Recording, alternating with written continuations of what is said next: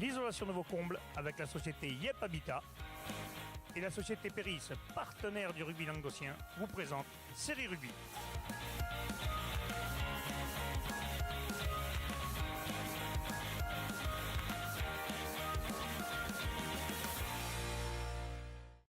Bonjour mesdames, messieurs, bienvenue à Série Rugby, votre émission sur rugby amateur. C'est la 4e série à la Fédérale 1, avec mes chroniqueurs. Bonjour Wally. Salut Alain. Bonjour Doudou. Salut Alain. Et bonjour Bruno. Bruno, ouais. Presque. Bonjour Guillaume. Salut. Ah, je voulais voir si tu suivais, t'étais là, t'étais perdu un peu. Juste là. Ah, c'est le direct, mesdames, messieurs, c'est l'émission du direct, on va vous parler des fédérales aujourd'hui. Alors messieurs, il n'y a pas eu de match en Fédéral 3, il y a eu qu'un match en retard, on en parlera tout à l'heure, c'est Pézenas qui s'est passé à Côte-Vermeille. Il n'y a pas eu de match ce week-end en Fédéral 3, en Fédéral 2 non plus, il n'y a que la Fédérale 1 qui a joué. C'est ça. Donc vous allez être tranquille un peu, ça va? Vous n'avez que les matchs à venir, des Vous étiez fédérales. en vacances. Hein, vous étiez pas mal. En vacances. On va commencer justement par la poule 6 de Fédéral 3, où nous avons deux représentants, nous avons Jacou et Uzès. Uzès se déplacera à Martigues et Jacou recevra Avignon-le-Pontet. Bon, ça va être compliqué certainement pour Uzès, non Guillaume? Uzès qui a toujours pas gagné, qui se déplace chez Martigues, qui n'a toujours pas gagné non plus. Donc c'est peut-être le moment d'accrocher la première victoire. C'est un match qui va être à leur portée, bien que ce soit à l'extérieur. Oui, attention. Et on peut leur souhaiter d'essayer de réussir à remporter en fait, cette première victoire. D'accord. Et Jacou, par contre, qui reçoit Avignon-le-Pontet, qui est juste devant eux. Donc si jamais eux, par contre, ils gagnent, ils font la bascule. Là. C'est ça. C'est un gros match pour Jacou. Il ne faut pas qu'il se manque. Maintenant, Avignon-le-Pontet, très certainement, va se déplacer sans trop de pression. Et les ambitions, peut-être. Les ambitions. À voir quelles ambitions. On ne connaît pas spécialement Avignon-le-Pontet, mais en tout cas, ce qui est sûr, c'est que le gagnant sera 6e et l'autre sera 7e. Donc c'est Jacou qui doit... Ou 8e. Ou 8e, suivant les matchs. Voilà. C'est un match crucial pour Jacou. Jacou, ce mois de novembre, ils reçoivent 3 fois. Ils reçoivent 3 fois. Ils ont un calendrier favorable alors. Ils ne sont peut-être pas à leur bonne place là, s'ils se sont plus déplacés au début. Mais il ne faut pas qu'ils se loupent ce mois-ci pour vraiment... passer du bon côté de la barrière, comme on dit. Ce qui veut dire qu'il y aura du retour qui sera compliqué. Puisqu'ils se redéplaceront après. Donc il faut qu'ils engrangent les points maintenant, bien entendu. Allez, on passe à Côte-Vermeille qui recevait Pézenas. C'est en Fédéral 3, toujours, c'est la poule 11. Wally, victoire de Pézenas à l'extérieur. Ouais, Pézenas qui s'impose donc à Côte-Vermeille, donc 35-15. Beau score quand même, 35-15. Avec le bonus offensif, donc voilà, face à cette équipe de Côte-Vermeille qui menait quand même 15-14 à la mi-temps. Et malgré 2 essais des 2 ailiers de Pézenas, Sylvestre et surtout de l'inamovible Carayon, qui a marqué encore une fois ce dimanche. Voilà, mais après, ils ont su complètement subtiliser le ballon à cette équipe de Côte-Vermeille en deuxième mi-temps en marquant 3 essais sur des ballons portés. Et du coup, ils se mettent dans le bon wagon aussi. Ils sont 3e là. Du coup, avec ce match en retard, ils sont 3e avec 20 points. Et ils ont le match encore contre Rive-d'Orbe qui n'est pas... Donc, ils peuvent avoir 25 points. D'accord, ok. Donc, ils sont bien placés là. Derrière Saverdin qui tourne fort. Saverdin, messieurs, Saverdin, la grosse sécurité, c'est bien en marche. Justement, les matchs de ce week-end. Saverdin recevra Revel. Premier contre 4e. Là, ça va être un beau match. Thuir recevra Rivesaltes. Et là, nous y serons. Ça sera le live, mesdames, messieurs. Palavas recevra le stade Picénois. Là aussi, il va y avoir un match second contre 3e. Elne-la-Tourtesa recevra la Côte-Vermeille. Les Rives-d'Orbe, Vendre-l'Espignan, un bon derby. Et Servien-Bougeant recevra Quillan-Limoges et de l'autre. Là, il y a des beaux matchs ce week-end. Là, il n'y a que les affiches. Là. La poule 11 va être super intéressante ce week-end. Là, ça va piquer partout. Là. Servien-Bougeant qui va recevoir Quillan-Limoux. On sait Quillan-Limoux, ils sont dans le dur. Il faut qu'ils essayent d'aller faire quelque chose contre Servien. Servien qui est 5e cette saison, qui fait un très bon début, qui est très solide devant. Ça va être compliqué pour Quillan-Limoux. On a Saverdin, le premier, qui reçoit Revel, le 4e. Là, ça va piquer. Il me tarde de voir le résultat, parce que là, je pense que c'est vraiment un gros match. Et second contre 3e aussi. Palavas qui reçoit Pézenas. On a vu Palavas qui a fait un bon début. Il reçoit Pézenas qui avait du mal à trouver ses marques. Ça y est, mais maintenant, on commence à mettre sur son rythme. Et là, qui a justement, avec cette victoire, qui va enchaîner 7 matchs, vu qu'ils n'ont pas eu de trous. Et il y a un Rive-d'Orbe, Vendre-l'Espignan aussi. Un bon derby. Ça pèse de cacahuètes. Là. Et Elne Côte-Vermeille. Et là aussi, il n'y a que des matchs. C'est The Derby en plus. Il n'y a que des gros matchs en fait. Là, vous allez vous régaler. Là. Vous allez justement, c'est ça, Guillaume, vous allez à Thuir, c'est ça? À Thuir aussi, Thuir-Rivesaltes qui est aussi un derby. Thuir qui a 14 points, qui reçoit Rivesaltes qui en a 15. ça va donner. C'est très serré. D'après vous, les gars, le classement, puisqu'on a 2 minutes, puisque cette poule, il n'y a pas eu de résultat, est-ce que vous trouvez que le classement est logique, d'après vous? De toute façon, sur les résultats qu'il y a eu depuis le début, oui, il est logique. Après, il y a des équipes qui n'ont pas encore le rendement de par des blessés ou de par l'intégration des recrues.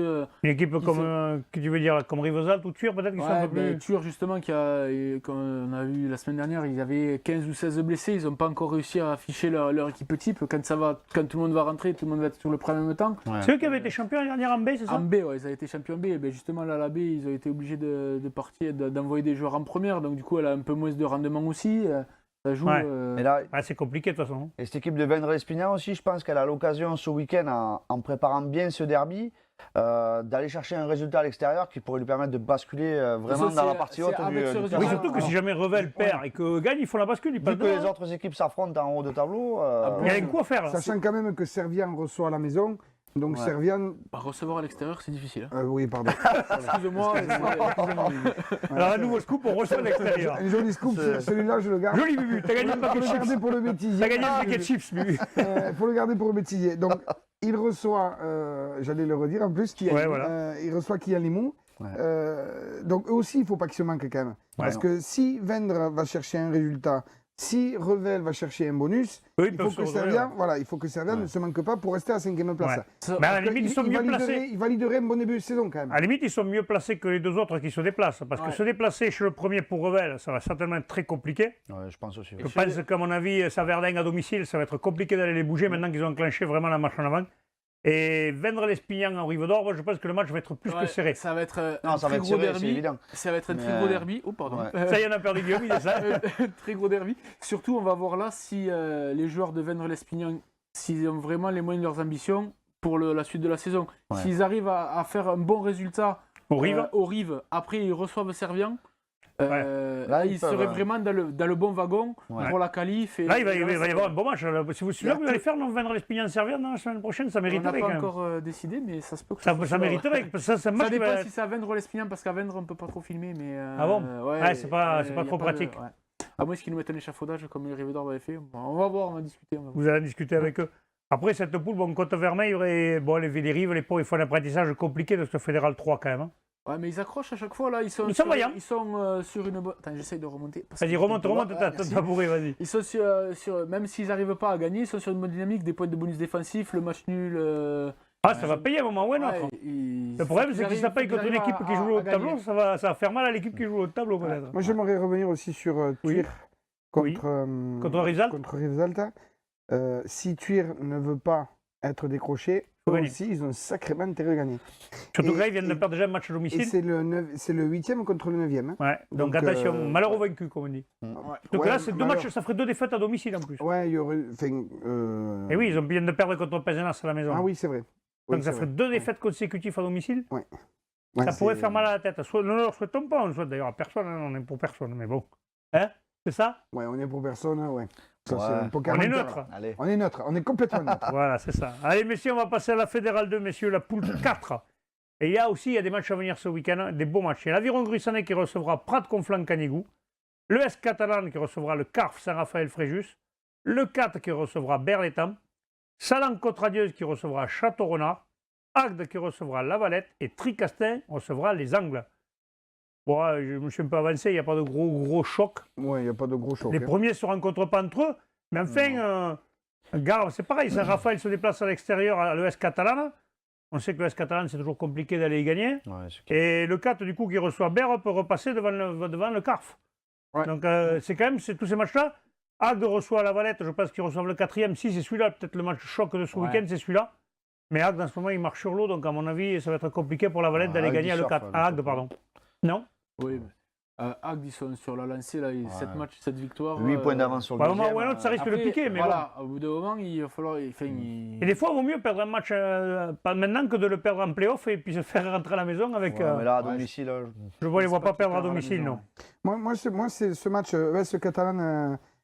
Saint-Raphaël-Fréjus qui est intéressant parce que quand on regarde le classement et le Catalan a tout intérêt à gagner en plus. Ils ont tout intérêt à gagner parce qu'ils raccrocheraient le wagon parce que la Valette, qui est second, avait 24 points, se déplace à Agde. Voilà, c'est ça. Ce qui est loin d'être gagné. Voilà. Clair. Tricastin reçoit les Angles. Bon, eux, par contre, ça c'est peut-être plus facile, et encore que.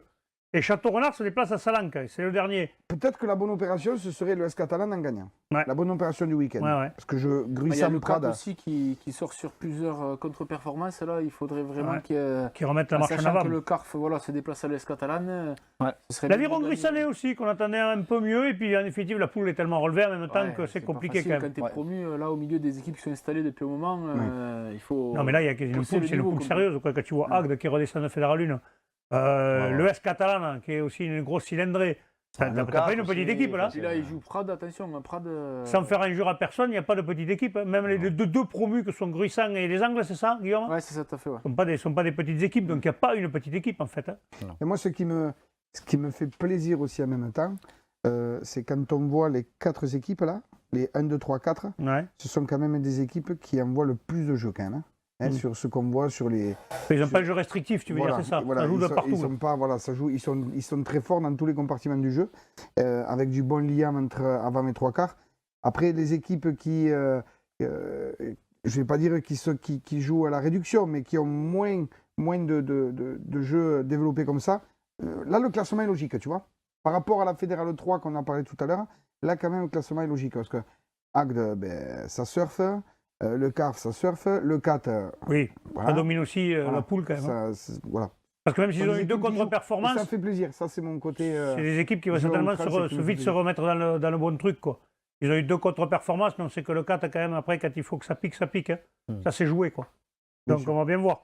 Château-Renard aussi, qui est pas mal. Château-Renard a fait un début de championnat compliqué, puis regarde petit à petit, ils ont grignoté, ils sont 6e maintenant. Ils sont allés gagner au CARF, je crois. Enfin, ils ont fait vraiment. Le dernier match, ils ont gagné à domicile. Tant que je ne dise pas de bêtises, je vais devant moi. Ils ont battu l'Aviron Grissanet 27-3 avec un bonus offensif. Ils étaient allés gagner au CARF. Voilà, puis ils avaient fait un match nul aussi. Non, c'est une équipe qui a eu du mal à se lancer, mais c'est pareil. Quand ça prend la machine se met en route, certainement, ça fait pas rire.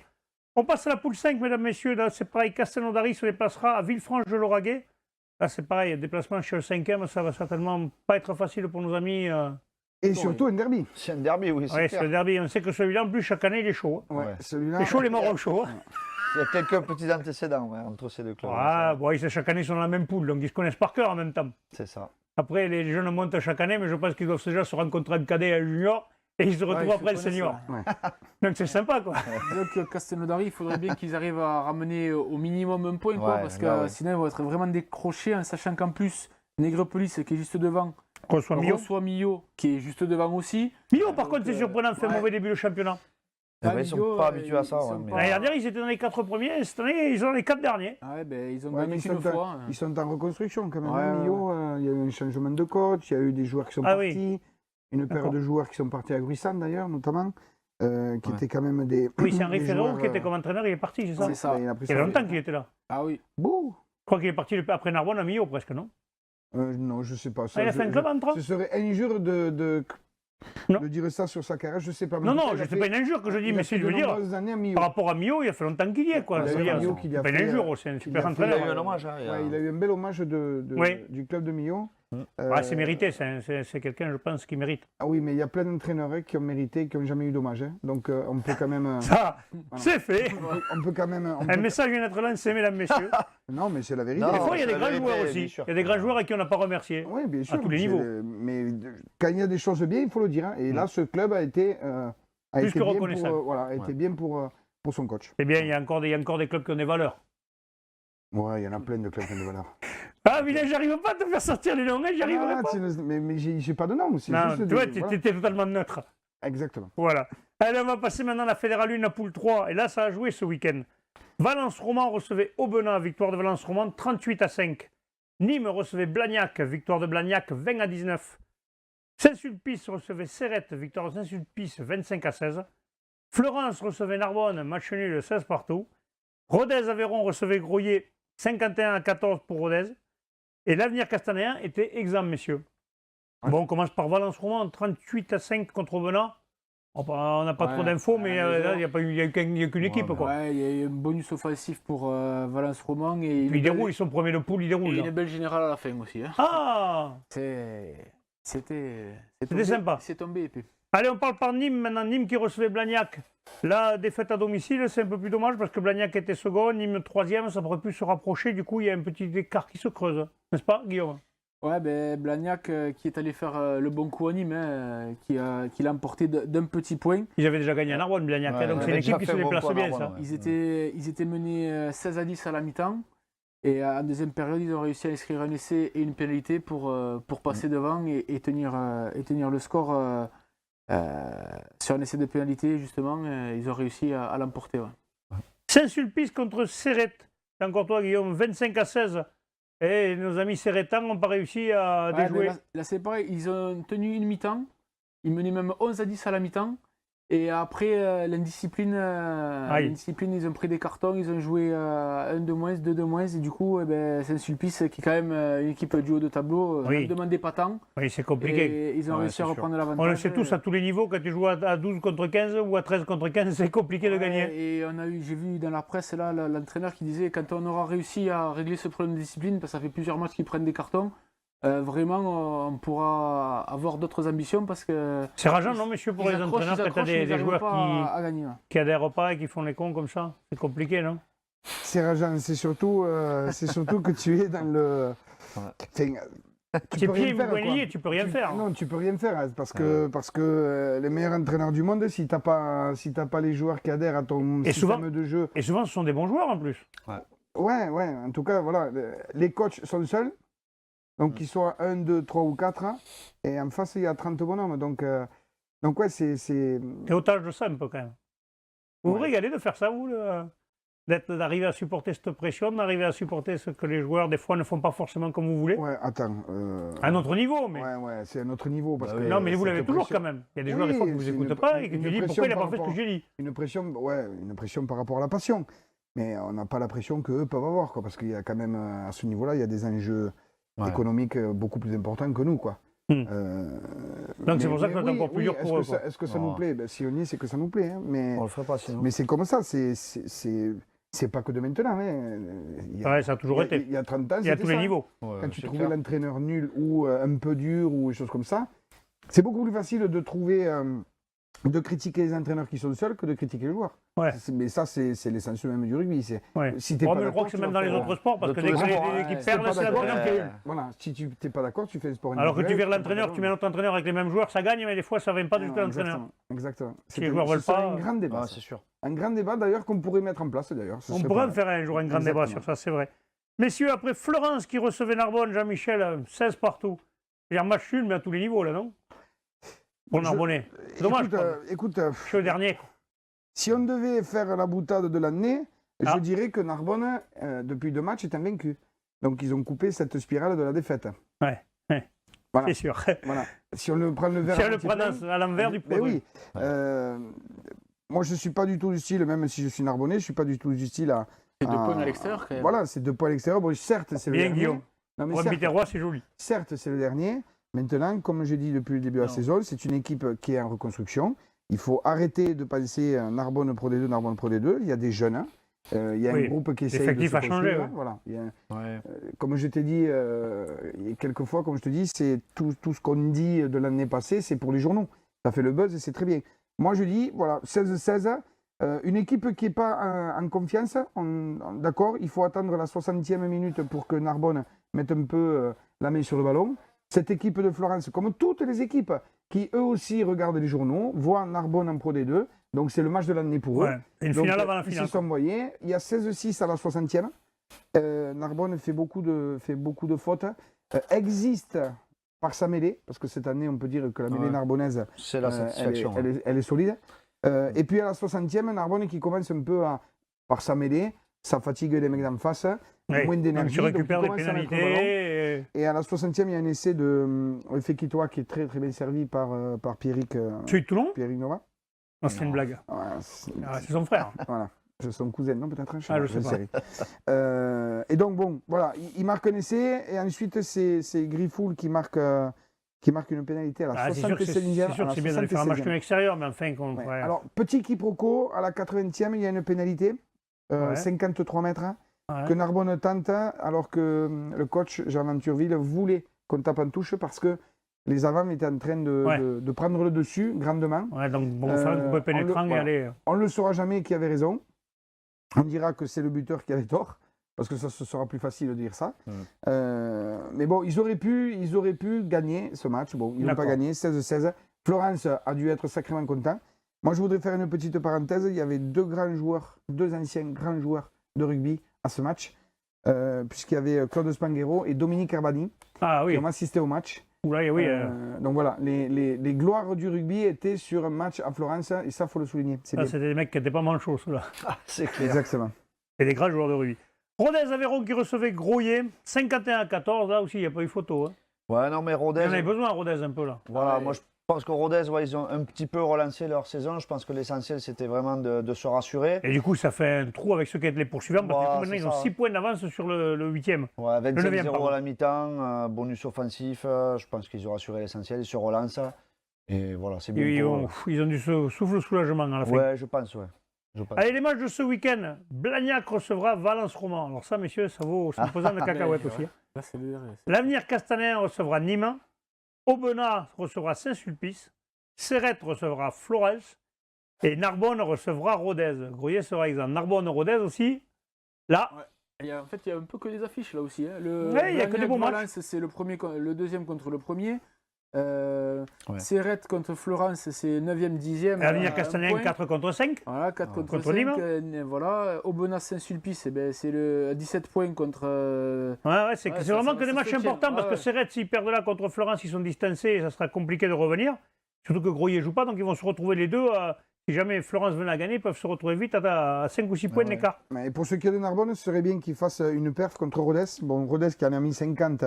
À Groyer, qui était dernier de poule. Comment s'est déplacé Groyer? Je ne sais rien. Mais, il n'a peut-être pas coché ce match. Je ne sais rien. Et sincèrement, j'éviterai tout commentaire là-dessus. Oui. En tout cas, ce qui est sûr, c'est que Narbonne, pour le capital confiance, doit battre Rodez. Voilà, doit battre Rodez. Parce que Nîmes ayant perdu, Nîmes n'est qu'à 23 points. Et toi, tu es 4 points derrière. Voilà, tu es juste à 4 points derrière. Nîmes qui va à l'extérieur. Castaner qui n'a pas joué la semaine dernière, qui était exempt. Donc, ils sont frais. Et Castaner, il leur faut gagner pour repasser devant. Donc à la limite, même, ils peuvent t'arranger la sauce, comme on dit. Ouais, c'est ça. Si tu gagnes à domicile et que tu fais même un bonus, tu peux passer devant et tu fais un bon coup. Bon, après, la saison sera très longue. Mais... Oui, ça ne se joue pas ce week-end. C'est que la 9e journée. La saison sera très longue. Mais pour le capital confiance, il faudrait que Narbonne fasse un bon match et une bonne victoire. Ça serait bien, on parle des sports de l'amitié, ça serait bien. Messieurs, je vous remercie. On se retrouve demain pour les résultats de ce week-end. Transpirez bien sur tous les terrains. Allez, salut.